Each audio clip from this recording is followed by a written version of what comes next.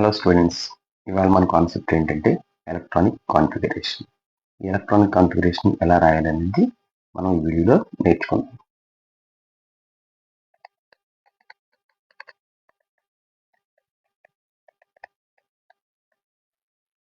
So what is electronic configuration? So electronic configuration అంటే ఏంటి? The distribution of electrons in shells and sub shells is called electronic configuration. The diffusion of electrons in shells and subshells is called electronic configuration.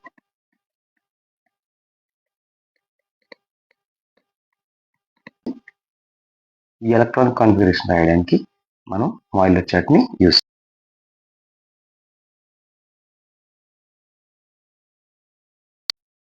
ఈ chart మనకి ఈ electrons ఎలా distribute చేయాలో దానికోసం use చేస్తాం అన్నమాట. సో ఇక్కడ చూడండి, చార్ట్లో ఏమున్నది మనకి యాక్చువల్గా 1s 2s 2p 3s 3p 3d 4s 4p 4d 4f అలా మనకి ఆ షెల్స్ అనేవి అరేంజ్ చేసి ఉన్నాయి.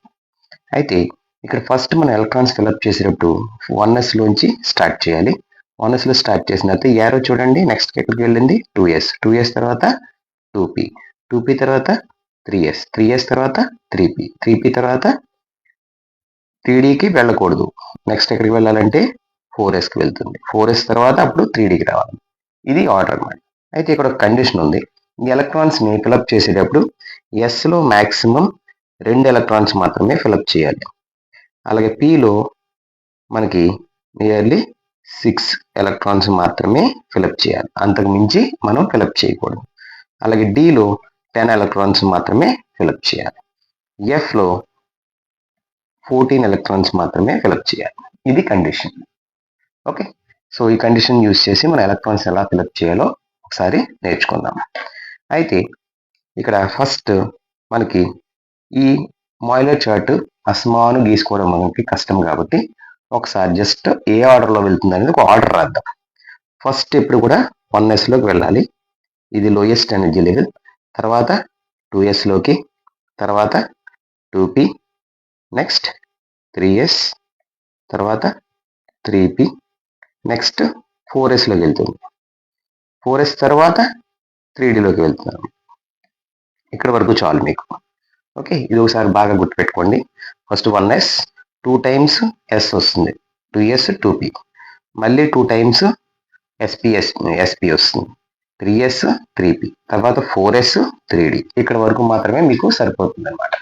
ఓకే, నెక్స్ట్ ఇప్పుడు ఈ ఎలక్ట్రానిక్ కాన్ఫిగరేషన్ ఎలా రాద్దామో ఒకసారి చూద్దాం. ఇప్పుడు ఫస్ట్ ఎలిమెంట్ తీసుకోండి. ఫస్ట్ ఎలిమెంట్ ఏంటి? Hydrogen. Z is equal to 1. So దీన్ని ఎలా రాస్తామంటే ఎలక్ట్రానిక్ కాన్ఫిగరేషన్ 1s 1 అని రాయాలి. ఏమని రాసుకోవాలి? 1s 1. ఓకే,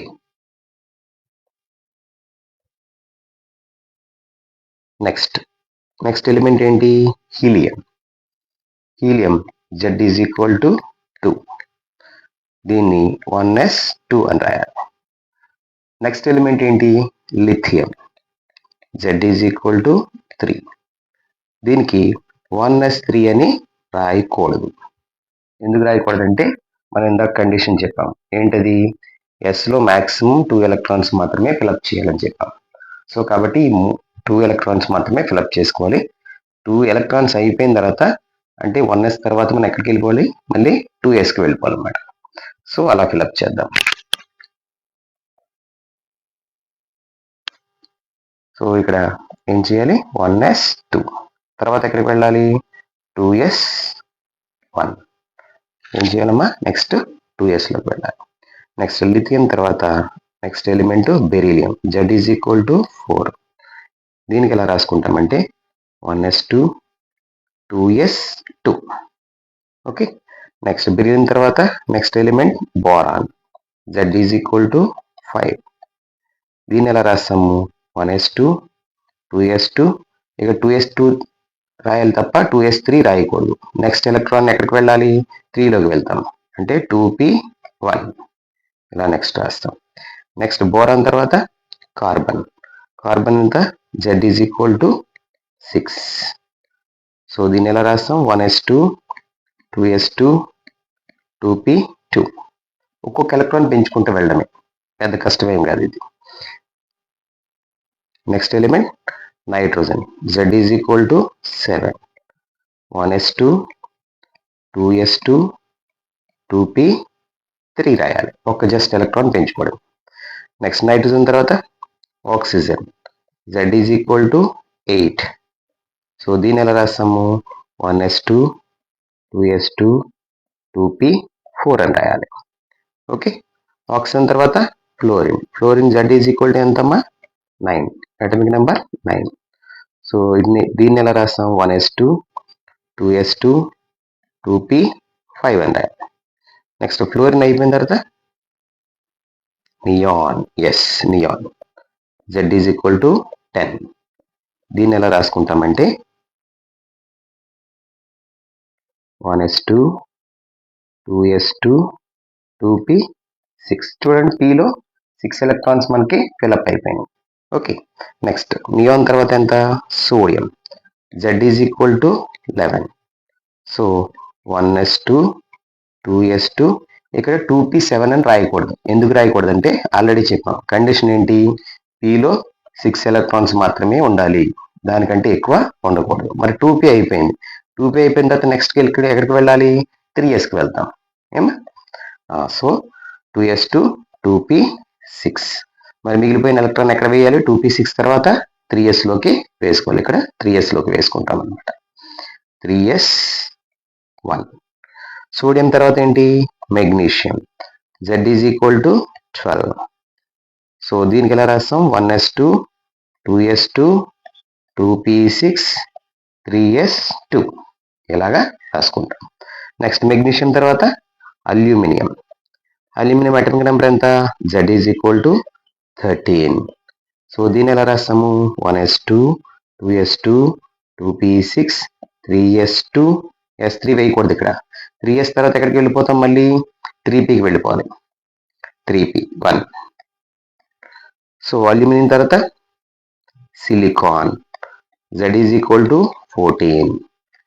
దీనికి 1s2 2s2 2p6 3s2 3p2.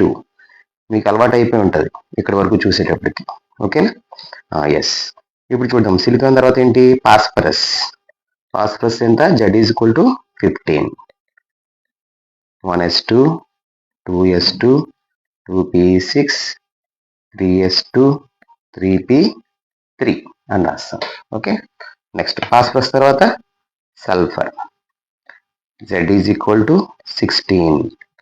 ఇది ఎలా రాస్తాం? 1s2 2s2 2p6 3s2 3p4 అని రాయాలి. ఓకే. ఫాస్ఫరస్ తర్వాత సల్ఫర్ తర్వాత క్లోరిన్. Z=17.